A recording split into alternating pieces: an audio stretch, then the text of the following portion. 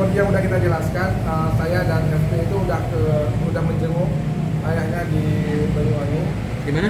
Udah kita udah jenguk, jenguk 2 kali. Iya. Sebelum kita balik ke Jakarta kemarin kita juga sempatkan untuk menjenguk lagi yang kedua kali. Gitu.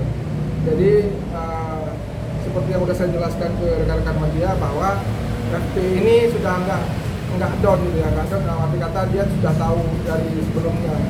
Jadi ketika hal ini diberitakan ke dia, ya dia udah nggak shock lagi gitu. Emang tahu sejak lama FP mengenai ayahnya kasus ini, Mas? Benar, sudah tahu sejak lama. Tapi memang FP-nya juga mengetahui, maksudnya ayah juga main itu juga di depan FP kan atau seperti apa? Sampai Ya. akhirnya FP tahu gitu. Ya mungkin kan anak seusia FP itu kan udah mengerti ya. Iya. Udah mengerti dan udah paham dengan hal itu gitu. Jadi ketika dia melihat, dia menanyakan apa itu gitu. Terus dia juga mencari tahu yang dimainkan itu apa gitu. Oh, dikasih tahu sama ayahnya langsung.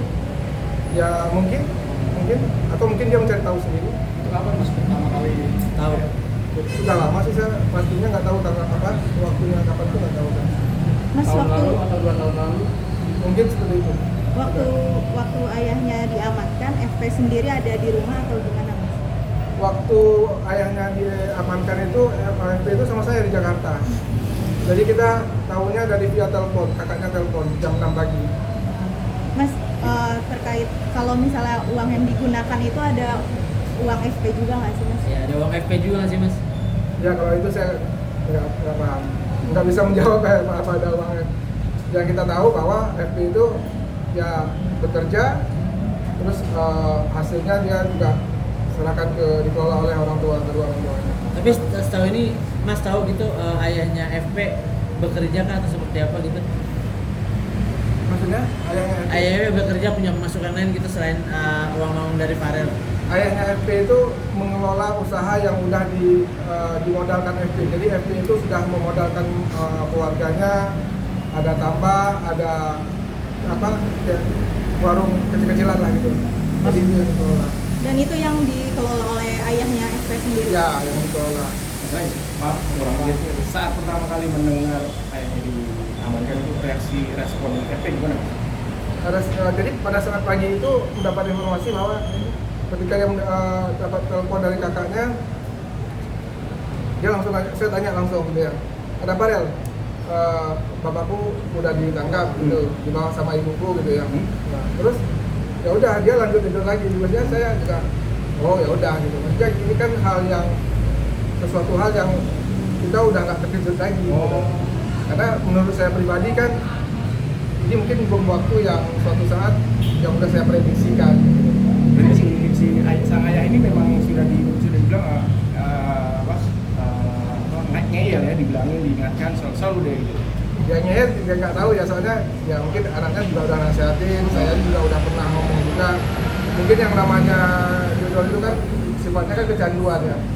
Kalau walaupun kita berawalnya iseng tapi kan tetap aja bikin candu, mungkin kecanduan. Mas Reis, tapi maaf, hubungan Farel hubungan FP dengan ayah itu gimana?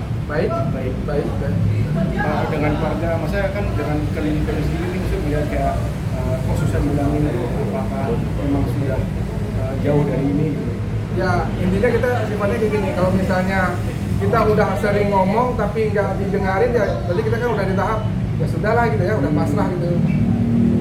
Tapi kejadian ini sempat ngeganggu nggak sih, Mas? Ngeganggu kinerjanya FP sendiri? Kalau keganggu ya pasti secara waktu keganggu, yang harusnya kita melakukan aktivitas A, pada saat kita kembali ke Banyuwangi itu harusnya kan kita ada perpisahan di sekolah ya, isi acara di sekolah juga, terus ada berkarya juga, sehingga dengan adanya peristiwa ini jadi kita keganggunya di waktu aja sih, kita harus ke Polres untuk menjenguk gitu.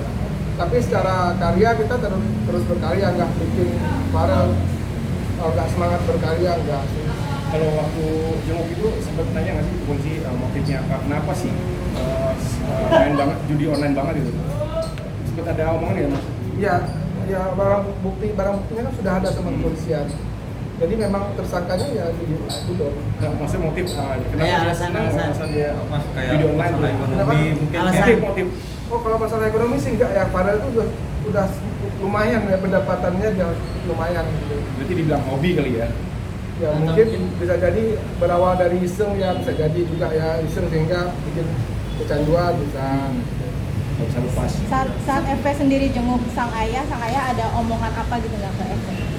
Pada saat FP jenguk sang ayah itu kan sama saya ya, mereka kayak ya bercanda seperti ya saya, tapi Farel tetap menasihati ya, mudah-mudahan setelah ini FP maksud saya FP tetap menasihati bahwa semoga setelah ini bisa berubah, bisa jauh introspeksi diri lah ya. Tapi ada omongan dari sang ayah coba Menyesal kapok, atau menyesal. Belum sih ya, masih belum ke situ ya, mungkin next time mungkin.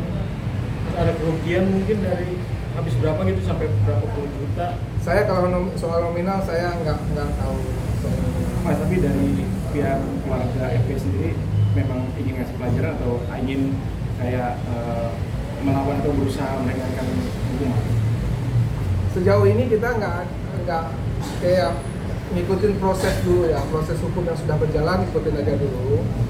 Ya intinya ini kan sudah mutlak kesalahan beliau ya, mutlak kesalahan beliau ya, jalani dulu hukuman yang sudah ditentukan oleh pihak putusannya lagi.